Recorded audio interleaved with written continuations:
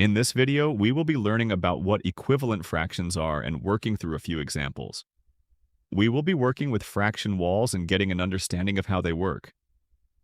During this lesson, we will be focusing on proper fractions. So let's get started.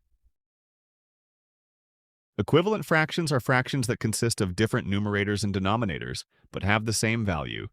So when two or more different fractions are equal to each other, then they are equivalent fractions.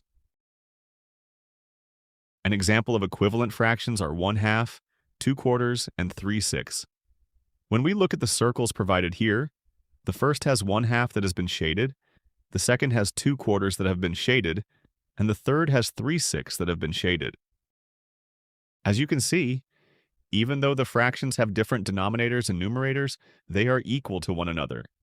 So, as we can see here, equivalent fractions represent the same portion of the whole.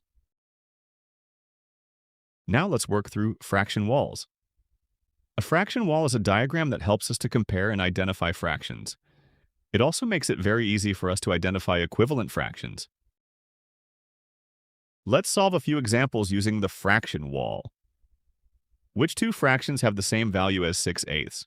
Now, to find the fractions that are equal to 6/8, we can draw an arrow that is in line with the part of the wall that represents 6/8. Now, we work through the respective rows and check if there are any fraction sections that are in line with the arrow. In this case, we can see that the arrow is in line with 3/4 and 9/12. Therefore, 6/8 is equal to 3/4 and 9/12. For our next example, we need to provide an equivalent fraction to 2/10. So, to find the equivalent fraction, we will draw an arrow that is in line with the part of the wall that represents 2/10.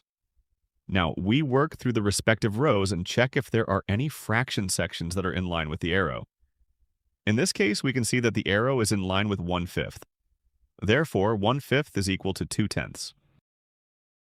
Well, we have come to the end of this video.